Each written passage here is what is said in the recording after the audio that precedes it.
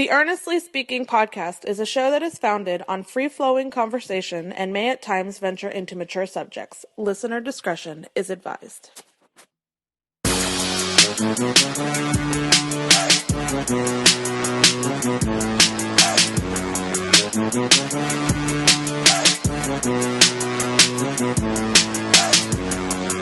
Earnestly Speaking podcast coming to you January 20th? Oh, 19th. Wrong. I think it's Friday today. It's like a Friday. Although I'll probably at work now if it's a Friday. How you guys doing? All right. It is Divisional Weekend. Coming up. Lots to talk about today. You know, got a lot to talk about on the show. Of course, the podcast you can subscribe to on any podcast catcher, such as Apple Podcasts, Stitcher Radio, Google Podcasts, Spotify. Especially, guys, check out the YouTube page at youtube.com/Ernest on YouTube. Check out my other work, Earnestly Unfiltered, Independent, the Wrestling Retrospective, which I'll be talking about later on the show. I got another announcement coming to you probably in a couple of days. Another possible podcast project. Yeah, I got a lot of these going on. A lot of podcast projects. Yeah, I'm back. I'm diving back into this thing, man. And you know, we'll see how that runs out and stuff. But you know, I'm kind of in an upbeat mood right now because you know, you guys know I'm a diehard New York Giants football fan. New York football Giants fans, I say. And they are in the second round of the playoffs, division round. They are in the final 8, the Elite 8, what do you call that? And you know, I know there's a lot of talk out there about, this team going another improbable run, similar to what you saw in 2007, in 2011. I don't see that happening. I don't think there's enough veterans on that, you know, on this team in comparison. Those teams, you know, in 2007, you know, you had Michael Strahan, you had all those veterans on that roster. You know, Antonio Pierce. Eli Manning was still fairly young, but he was right at that point, about 4 years in the league at that point. You know, Tom Coughlin had been coached for a couple of years at that point. That team had been somewhat battle-tested to some degree with some playoff failures and whatnot. Then even 2011, Eli Manning even older. And Osi Umenyiora and Justin Tuck and those boys, you know, Antrell Roll. You know, I get there's a feel that this could be like those two teams. I get that. But if you look at those teams and the difference between those teams and this team is much younger. Let's start there. This team's much younger than those 07-11 Super Bowl teams that beat the Patriots in the Super Bowl twice. I love saying that. I just love saying that. I mean, I don't even expect them to win this weekend, to be honest, in Philadelphia. I really don't. But at this point, I wouldn't rule it out because of the fact that, you know, any given Sunday, football's a weird sport. You get hot. Those two teams, you know, that 07 team was a 5 seed, finished 10-6. You know, wild card run. I remember that 07 team. Remember the 07 team, and we beat Tampa, we beat Dallas, we beat Green Bay, and we beat New England to win the Super Bowl. I remember saying that year. Given how that year played out, look, if we just beat Tampa in the wild card round, I'm happy. Season was a success.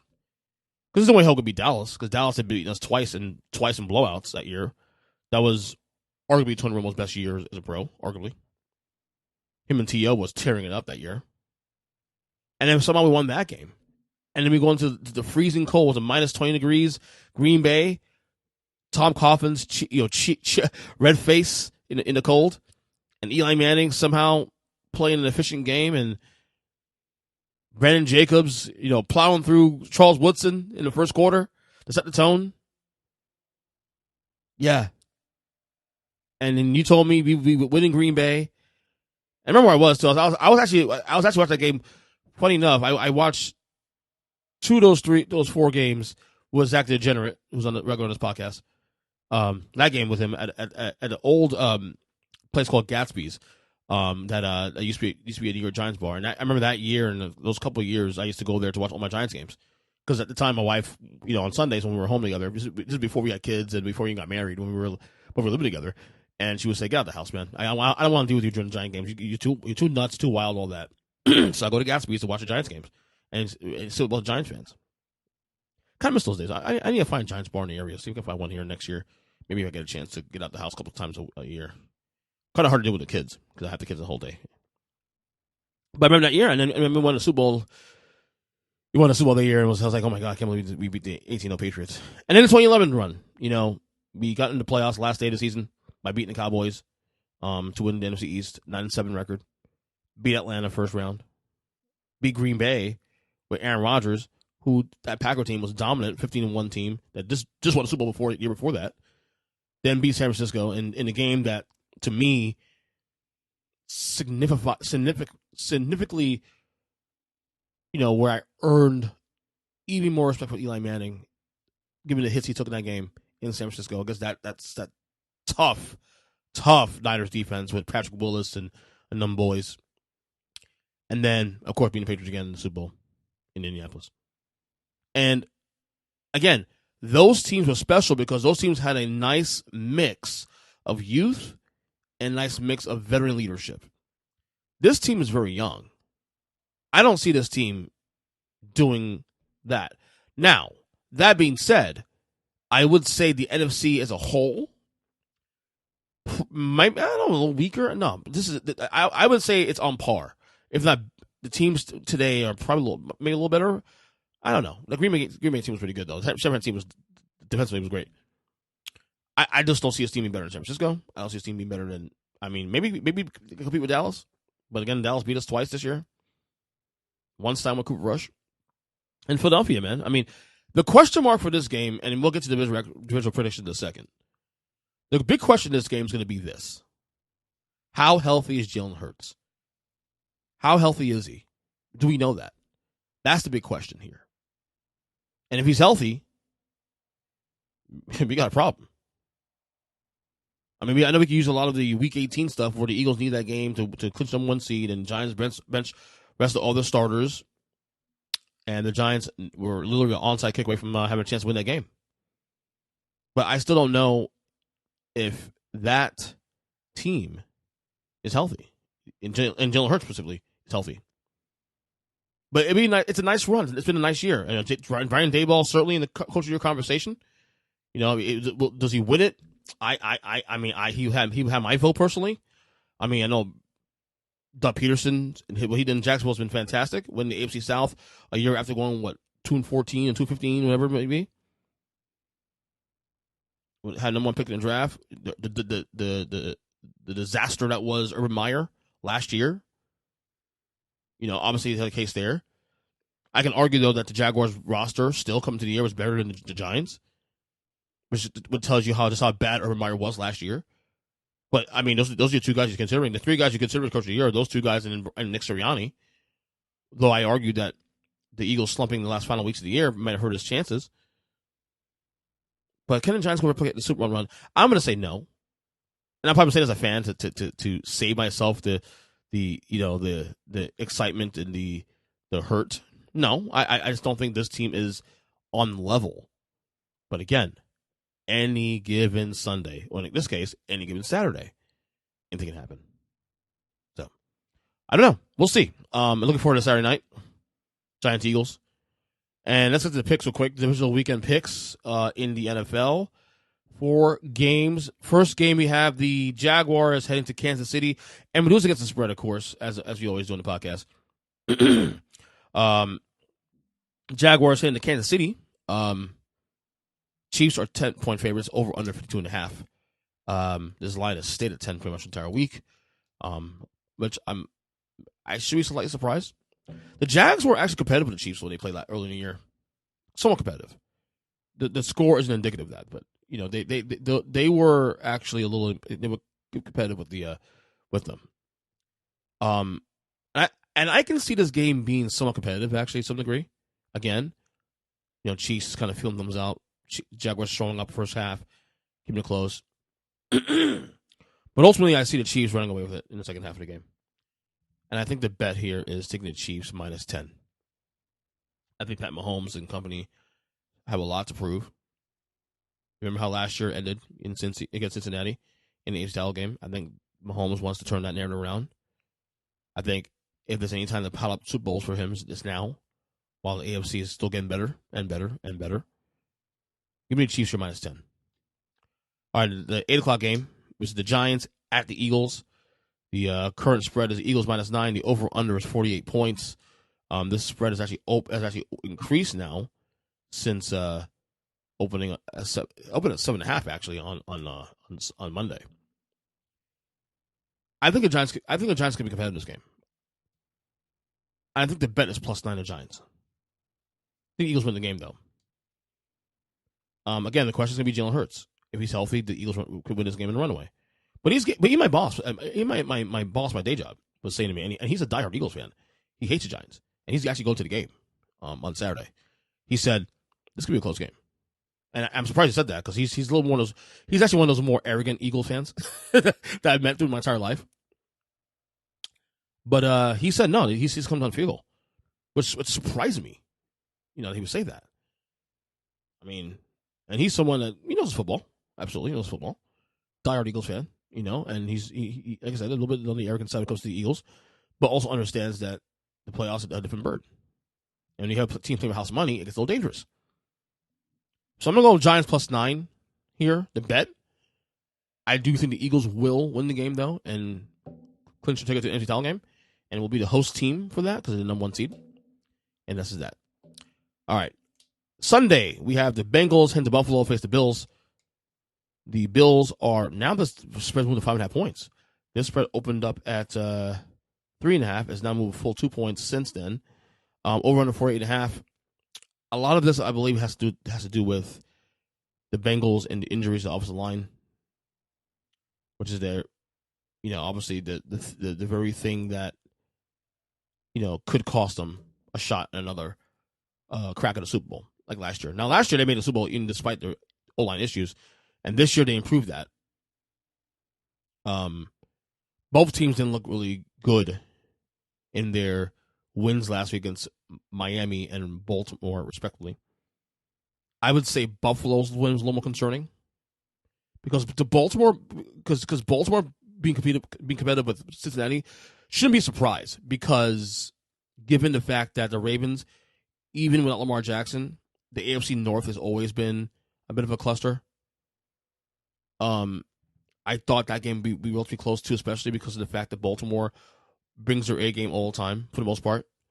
These two teams also just played last week. On top of that, a week prior rather. So it stood to reason that Baltimore kept this game close, even without Lamar Jackson. But I picked Cincinnati to win the game, to win the Super Bowl, to go to the Super Bowl rather in the AFC before the playoffs started. I think Buffalo to go to the Super Bowl before the year started. But they're concerned about both teams now.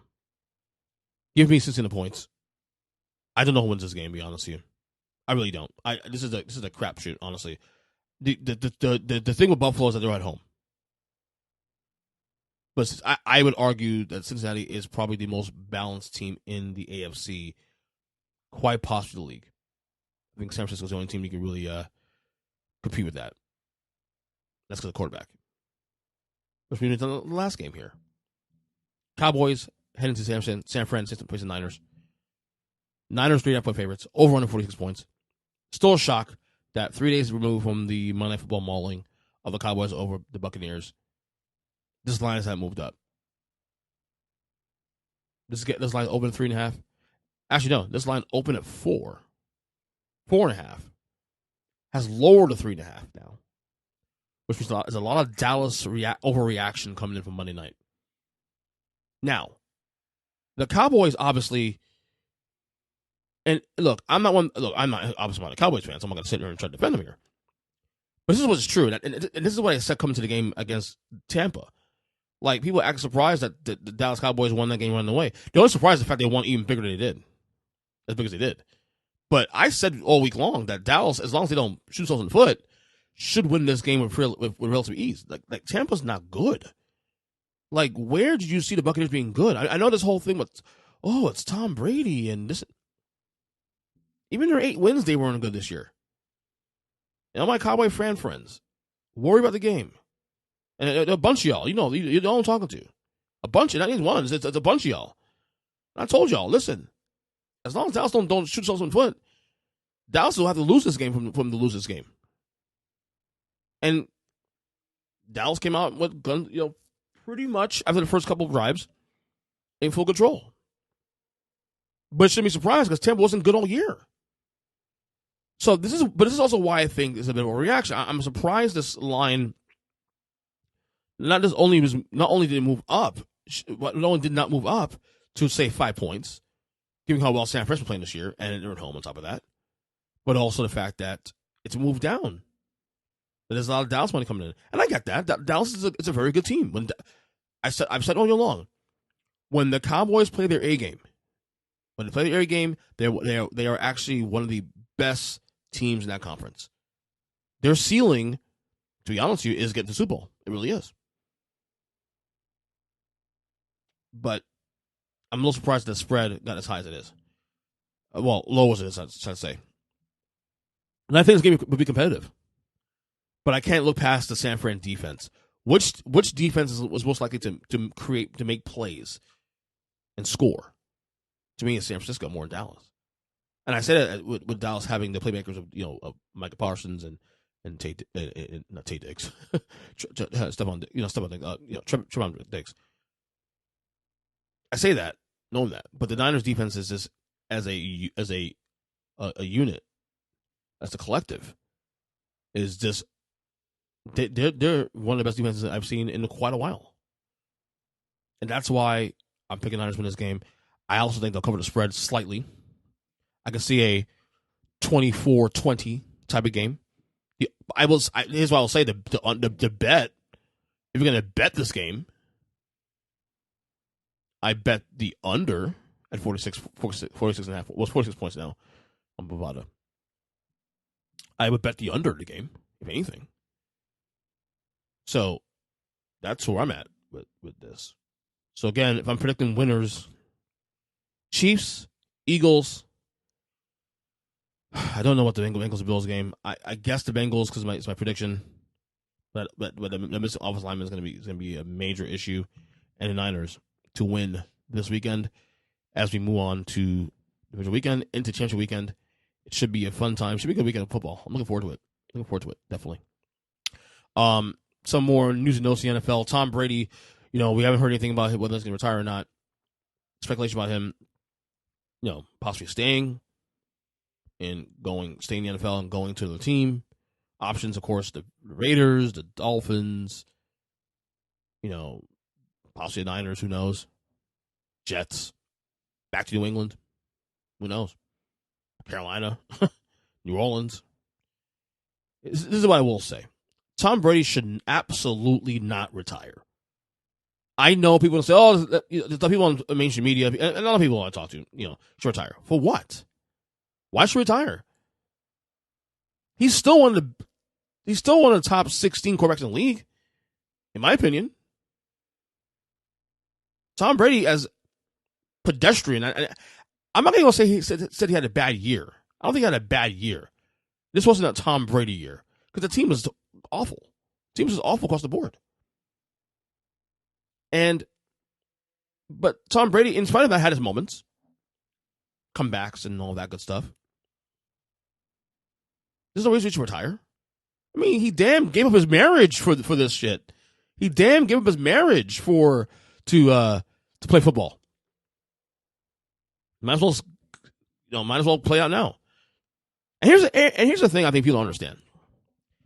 If Tom Brady retires, he can't come back, especially at his age. He can't come back.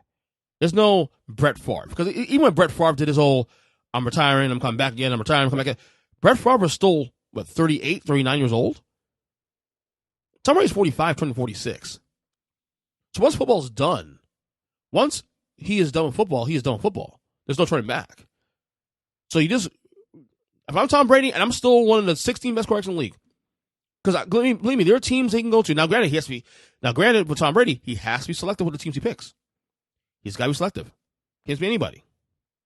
He's got to go to a team that's in the mix to compete to go to a Super Bowl. That was Tampa 2 years ago. That's not Tampa today. So best fit, I would say of the teams that quote unquote need a quarterback, the teams that probably fits the most, probably the Dolphins.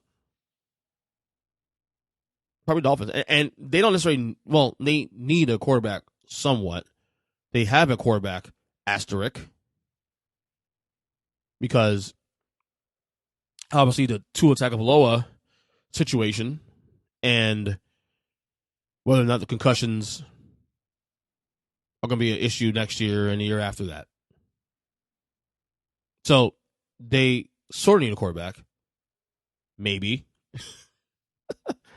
The Niners, the more they win, why bother? Like, the Niners situation is this. If the Niners actually wanted Tom Brady, obviously Jimmy G is done in San Francisco.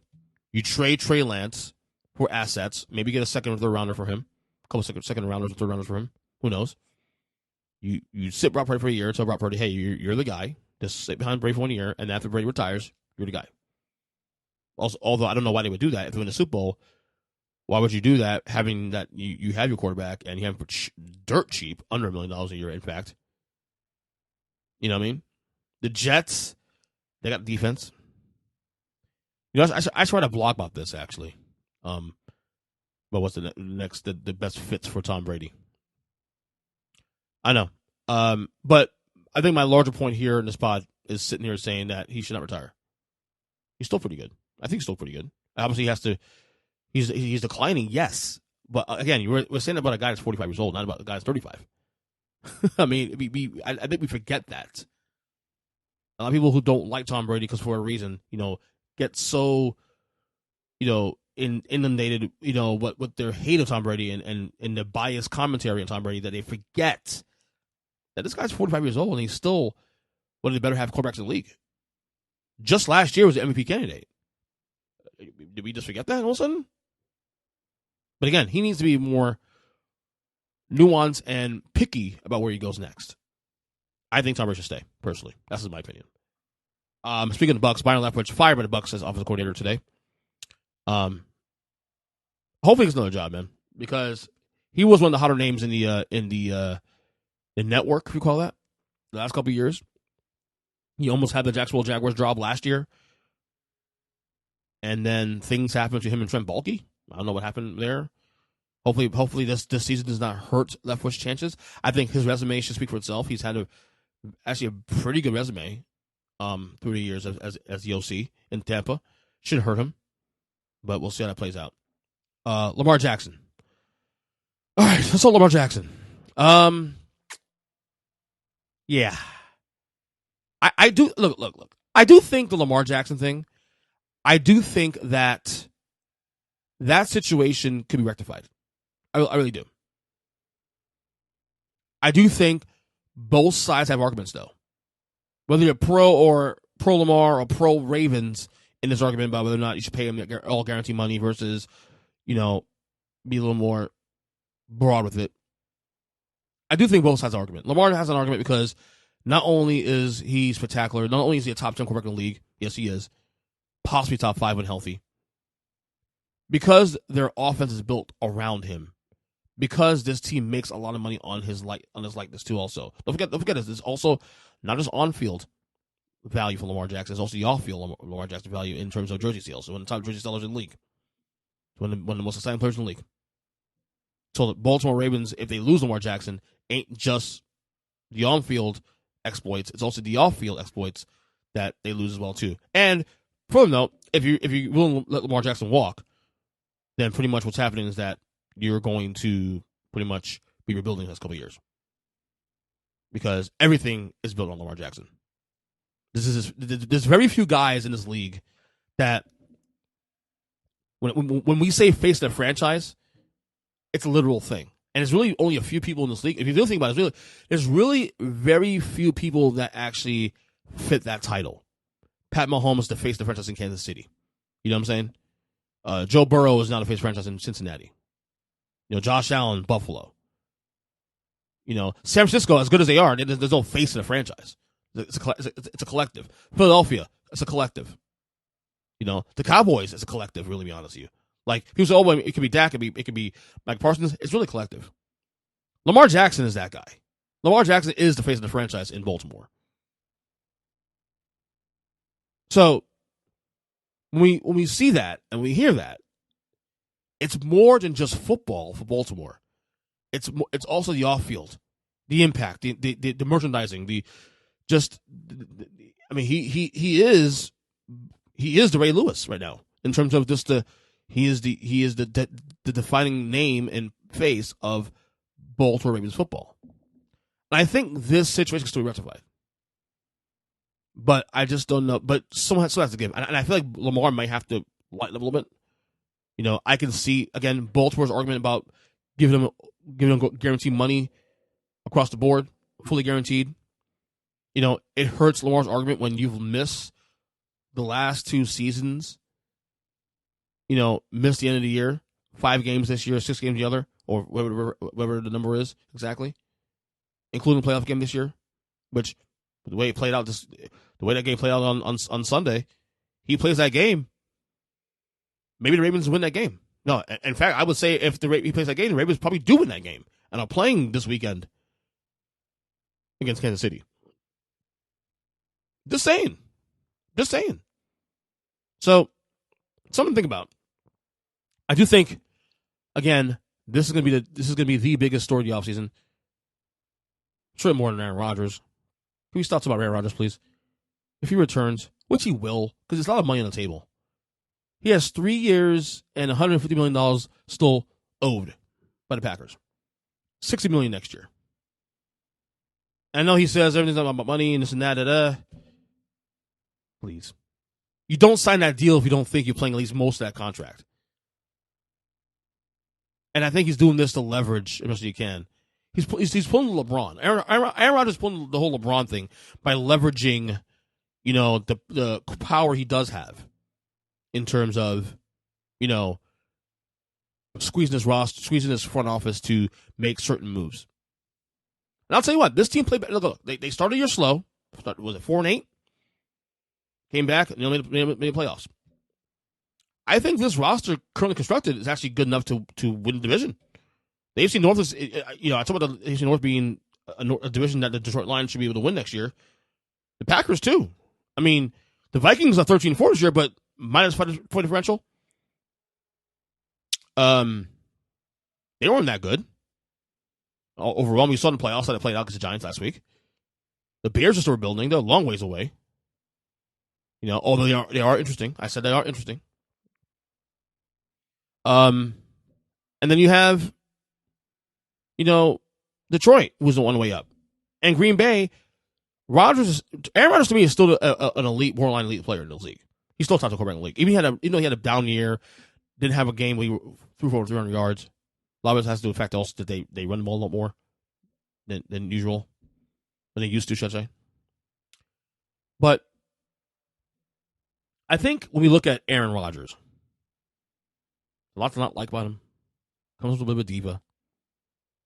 But he's still great. He's still really good. And I think he'll be back. Like I said, but I do find the Aaron Rodgers narrative right now, honestly, boring. Because guess what? He will be back. He will be back. And if he demands a trade, I mean, I know he's really, really good still. And sure there'll be teams and stuff that would try to get him. But that contract, 3 years, 150 left, I don't know. A lot of money. I mean, he's worth it because he's still really good. But you're getting a lot of bags for that too also. Just saying. But who knows? Anyway. Talk NBA. Talk about NBA. It's been a little while. By the way, check out the NBA podcast between myself, Zach the Degenerate, and Chris Manic, as we do the Independent podcast. We didn't do one this week though because we relaunched last week. We did a midseason awards last week, sort of. And this week we can do a show. I just want to take it easy this week. I didn't want to go over. There's a lot going on here at home. I didn't want to do a show, but we'll be back next week hopefully. So I'm gonna keep this a little simple. So we're already past the midway point of the year. Most teams already played more than 21 games. So we're gonna give our mid-season awards here for the season. Where should I go first? I need to write this down, actually. So Coach of the Year for me, I've been saying it on my other podcasts, N1 with EJ on the Huddle Up Podcast Network, my mini short form NBA show. It's just me giving out my 5 observations, 5 takes on the NBA I see fit. Jacques Vaughn is my Coach of the Year. What he's done with that team, with the Nets in season, starting 2-5, the Kyrie drama, the Steve Nash firing, should they bring in Ime Udoka as the head coach? Should they not? And then they go the other way and elevate Jacques Vaughn. All he's done to win games. Now, obviously, not having Kevin Durant last couple games has hurt them. They lost 3 in a row as of recording. But Jacques Vaughn has this team elevated literally from one of the biggest dumpster fire in basketball in October to now number 2, number 3 in the East right now, currently. Now, obviously, filling number 3 because of not having no KD. He should be back in the next 2 weeks, 2 or 3 weeks. We'll see what happens there. But he's my Coach of the Year right now. The only other person I would say besides him who should be in the conversation for Coach of the Year is Mike Brown in Sacramento. That Kings team is really fun to watch. I watched that game last night against the Lakers. The Lakers! And, yeah, that team is fun. You know, Sabonis and De'Aaron Fox and those boys. Fun to watch. I love them. Love watching them play. I think right now they're 3 in the West now. I swear I said they're 3rd in the West. Let me check that real quick, man. Sacramento Kings, right now, January 19th, are right now, yes, they are number 3 in the West, won 5 in a row, 7 last 10 games. Man, you know, if the Nets continue to fall a little bit, I'm going to have to put back Brown's Coach of the Year. Seriously. Biggest surprise of the year, those same Kings, honestly. I think you all knew it would be competitive. Mike Brown's a good coach. We know he'd be competitive, but it's how good they've been. In the West Conference, I still kind of analyze themselves a little bit, but you still a separation in the West now. Like I said, New Orleans and wow, hold on, I got that wrong. New Orleans, well, you have New Orleans falling a little bit now, but New Orleans and you got Denver, obviously, right now running away with the West right now, 8 in a row, 1 in a row. Memphis, 11 in a row, and then the Kings. Wow, unbelievable. Biggest disappointment for me this year. I would have said the Heat maybe a few games ago. The Heat are in that conversation. Biggest disappointment for me. The Bulls, another one. The Raptors a little bit too. The Warriors, I guess. The Warriors are a lot worse than I thought they'd be. The Clippers, but a lot of that's injuries and Kawhi not being available. Let me see here. What else? The Suns have been pretty bad. Yeah, the T-Wolves, but that's injuries are too, especially. So gotta be a little more reserve on that one. So those are my biggest disappointment this year in the league so far. My MVP, it's easy, Nikola Jokic, and with the Nuggets running away in the West now a little bit, you know, put themselves a little, you know, to become a team where like they look like the favorite in the West. Now, obviously, you can't count Golden State because once you get guys back, and Steph Curry just got back last week, and all that good stuff, we get all that. But I do think there is something to be said about this team when healthy in a wide open Western Conference that the Nuggets, this might be their time. You know, every year we say that. Well, the Nuggets are always hanging around there, top 2, 3 in the West, and then when they play the Lakers or the Warriors or whatever, and they run to the buzzsaw, they melt. I don't think this is the year anymore. There's no more guarantees anymore. There's no more dominant LeBron. There's no more. And LeBron's, for the record, LeBron's been fucking-tastic for the record. So we're not gonna do that. But you have LeBron and this the West. There's no more the Warriors. There's no more Spurs. It's wide open. It's wide open. The parity in this league is fun. The parity in the West is even more fun. Denver might be the team to beat in the West now. Although Memphis, they're coming too. They're another team. Man, the NBA is awesome. The NBA has been really, really good. So those are my shortened. I mean, I don't know what else I'm missing here besides that, but I mean, 6 man a year. Russell Westbrook, I guess. But that's really my stance right now on all that with the due to NBA midseason awards. All right, let's close this out here real quick. Run us out a couple things here figured out here. I've really been enjoying, gambling on Prize Picks. Look, I'm not necessarily big on gambling as a whole. When I say that, I mean I'm not necessarily big on, I'm big on, like, people say, "Oh, you're generic." That's all a joke because I only really bet football. I gamble really pretty much, and I do parlays. I pretty much do September through January, February with football, and I'm done. I don't like betting NBA basketball because it's too much nuance. Baseball, no. Hockey, no. So I don't gamble more than 4 months of the year, maybe 5 months. But Prize Picks is an app where you can bet on props. Bet on player props for the night. Over under on points and statistics and stuff. And I've been doing a little bit about NBA. I've been doing okay. Some parts I haven't hit. But I said I'm simple. I bet $5 on a parlay and I'm good with it. And I keep it going. So that's just where I'm at on that. But Prize Picks has been a lot of fun to gamble on as of late, and it's one way to keep me even more informed what's going on in the NBA, especially maybe I'll do it on baseball as baseball rolls around in a couple months. We'll see what happens there. Okay, now I wanted to touch on this topic here. Rolling Stone magazine put out their top 200 singers list about 2 weeks ago.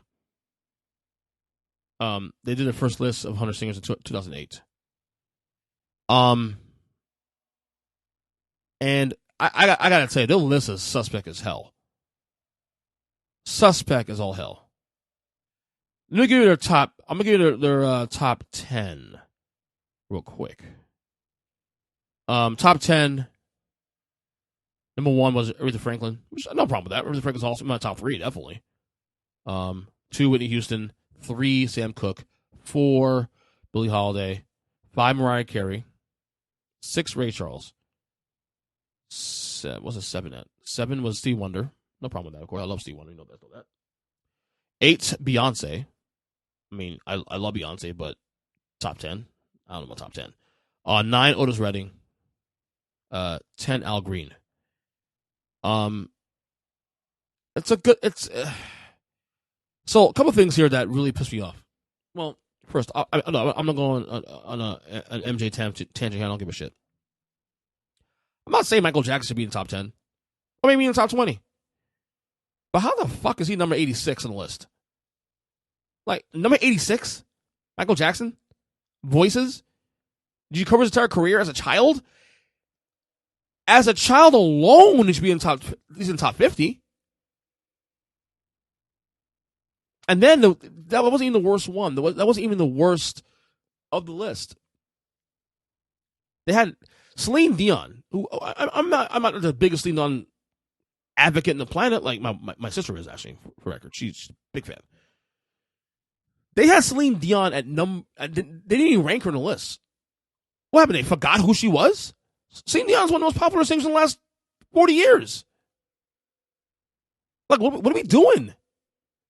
Like, how old are these people here that did this list? Now, I can't necessarily knock them because they have a couple of names in there in that top 10 that I can't say they're like under 25 years old, because Billie Holiday and Sam Cooke and Ray Charles, you got to know your history to have those folks in the top 10.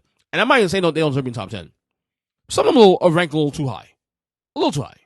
Like Whitney number 2, no problem. Aretha number 1, no problem. I think I put Whitney or Aretha best as me. Okay. Beyonce number 8, nah. Beyonce could be in the top 25, yes. But the top 10, no. Because I can argue that Mary J. Blige has a better voice than she does.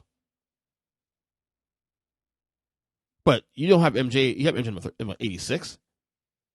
And then you also have, what's her face? Celine Dion not in the top 200. What are you guys doing? Let's go through this. Like John Lennon number 12. No, John Lennon is a fantastic, artist, but vocalist, no. Let's see here. Patsy Cline 13. Run through this list. Okay, Freddie Freddie Mercury's number 14. This I know this is bad. Freddie Mercury should be in top 5. I argue top number 1. That's for me personally. But Freddie Mercury number 14 is a joke. The joke. Who did this fucking list? Like, seriously. It's ridiculous. I'm done. This is also why Rolling Stone for me has never been credible. And this is why I think also too. And there's a lot of some truth to this too. Rolling Stone purposely did this to get attention on this list, to get attention on this magazine. Rolling Stone magazine hasn't really been relevant in a long time, at least in my eyes. No one talks about Rolling Stone magazine anymore because no one's buying magazines anymore, for the record. Okay, so Rolling Stone magazine, they do these things. They rank, overrank, or underrank certain artists that know gonna get a certain play in the fan base to get a reaction, if you will. Come on now. Freddie Mercury at 14, Celine Dion not ranked. Let's go to this list. Hold on, let's go to this list real quick. It's ridiculous. All right, 15, Bob Dylan.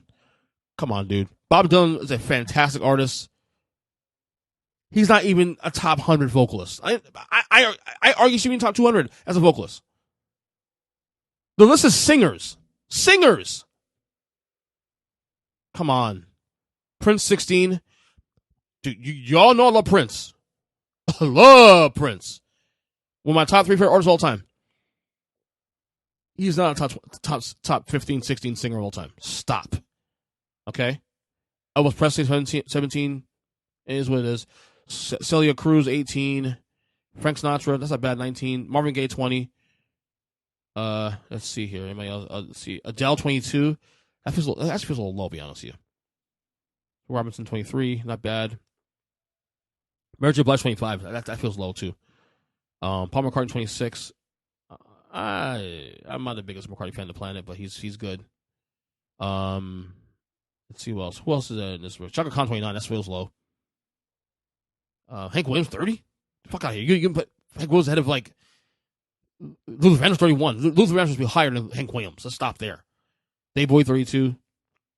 Let's see here. Kurt Cobain 36. Again, I'm a big Nirvana fan, big Kurt Cobain fan. 36, dude. Stop.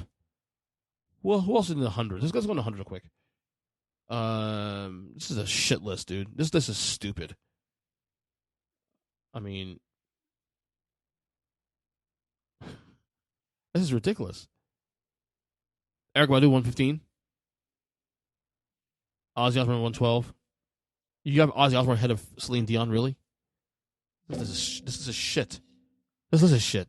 Like, stop. It's ridiculous. Like, yo, Rolling Stone, what the hell are you guys doing, man? Like,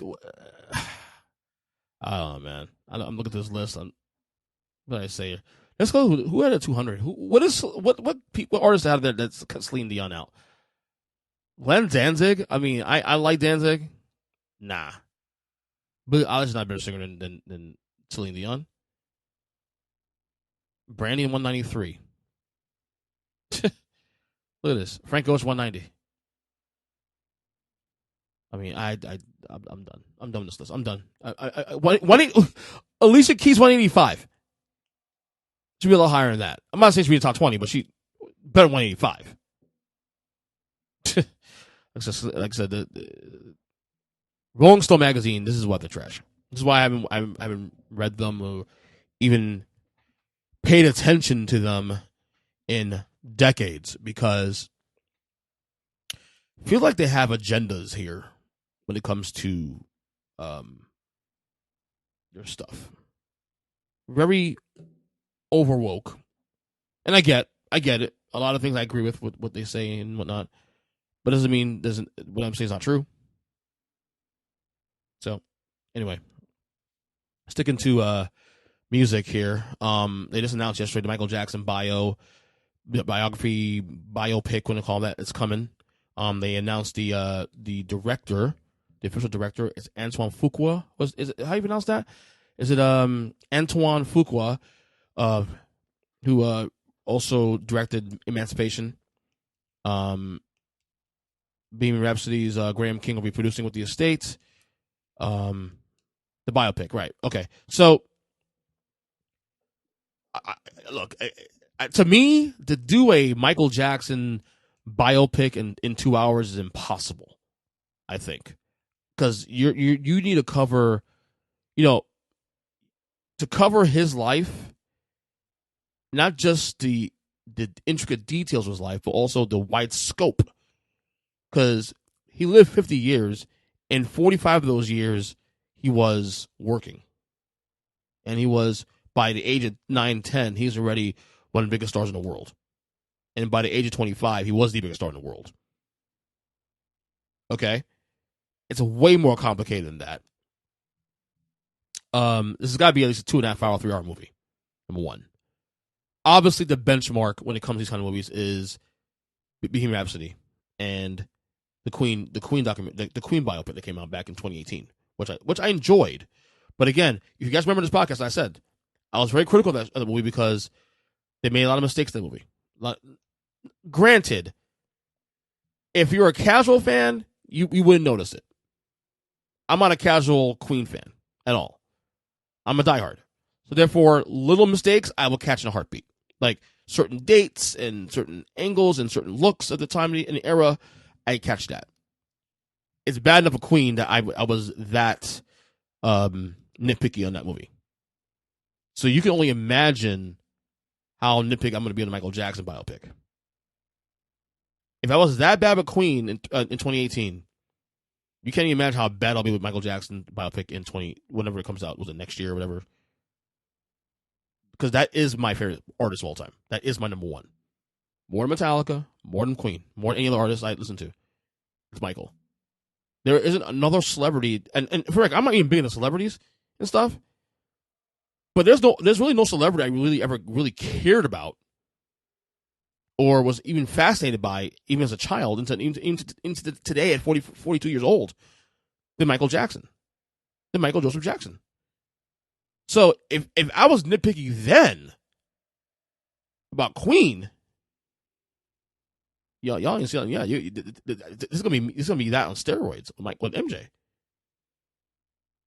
And I'm glad they're doing it because I hope, because at least it gives the opportunity for mainstream people, the casual fan, to see, because for all the controversies and stuff. I mean, we ain't into that shit. I'm over that. Quite frankly, I don't give a fuck anymore.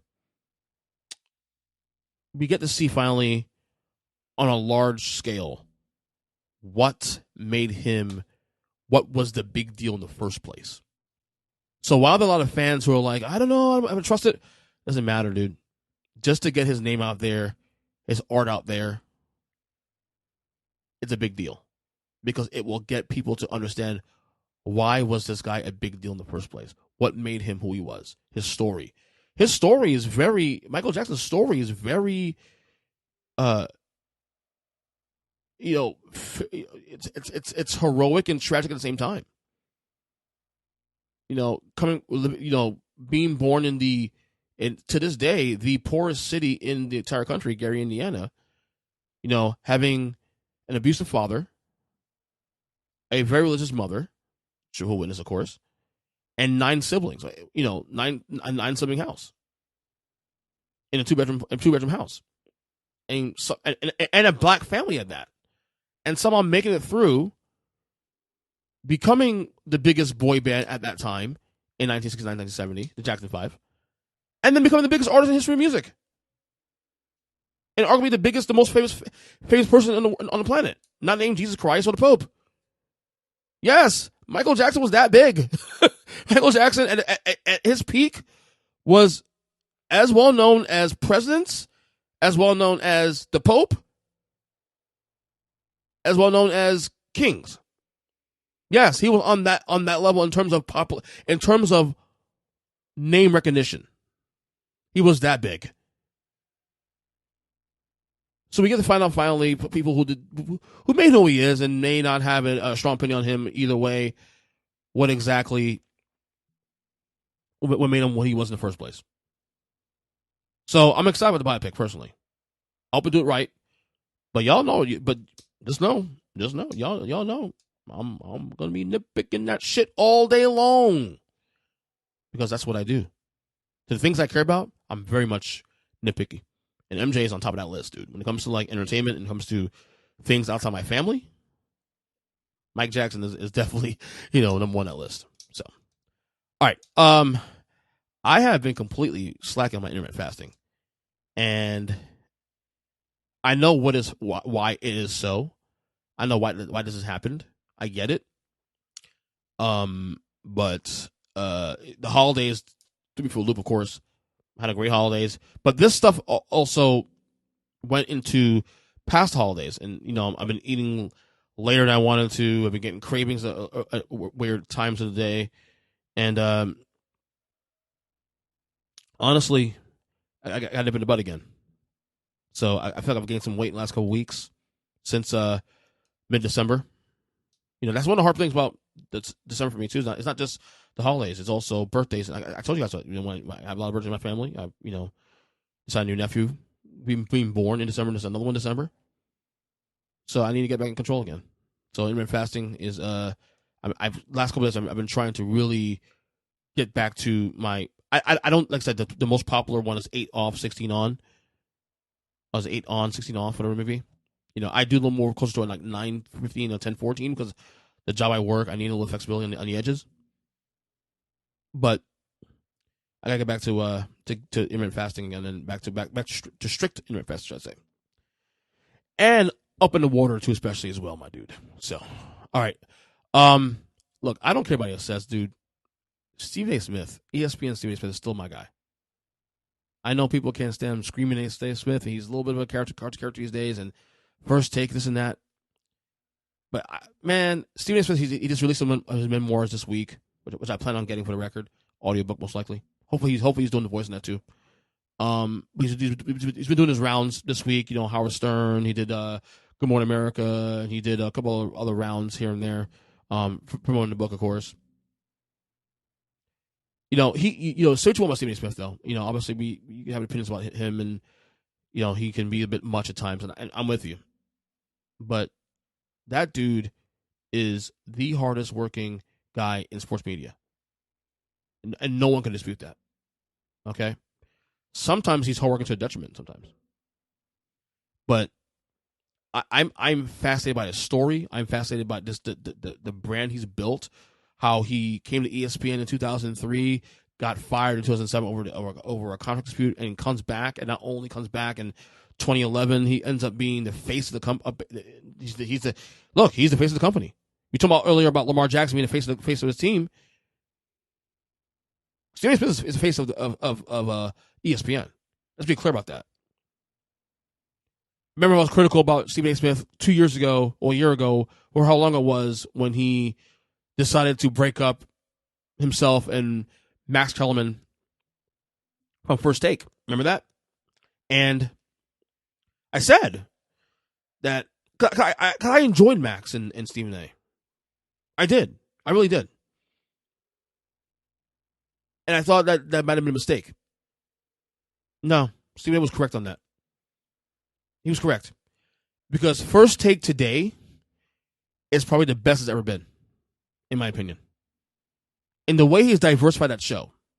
Mondays you'll have on Michael Irvin. Okay, so during the football season, you'll have Michael Irvin on Mondays and whatever. And then Tuesdays you'll have on this crew. And then Wednesdays you'll bring on Mad Dog Russo, Chris Russo, and whatnot. And then Thursday you'll bring on this crew. And this how he is structured First Take today it's been great. I listen to every day. To me now, First Take, because I've gone up and down First Take 30 years. Like I remember First Take started with Cold Pizza back in 2005, and I enjoyed what Skip was before Skip Bayless became a clown. I really enjoyed First Take and Cold Pizza back in the day with Jay. Was it Jay? What's the last name? Jay, not Jay Billis. God, I forgot his name, but he was a great host. He's the guy that sat in a chair that Molly does now. Okay. And I enjoyed the show back then. And then when Skip and Stephen A. first started off, it was okay at first. But then it got too cartoony and clownish. And a lot of it has to do with Skip also, too. The same reason why I can't listen to Skip Bayless and Shannon Sharp on Undisputed, because it's too clownish. This is what it is. So he brings back Max Kellerman, which I love. But at the end of the day, the reason why the Max Stephen A thing did not work at some point was because, number one, look at the time slot. They're doing a show at 10 a.m. Max Kellerman, as intelligent as he is, as great as he is, and I love Max Kellerman's work altogether, and I still follow him even outside First Take, he can get a little bit into the weeds at times. Like, he loves to go into detail and double down, all that. And people don't want to always hear that at 10 o'clock in the morning. People want to get their fix. And I think Stephen A recognized that.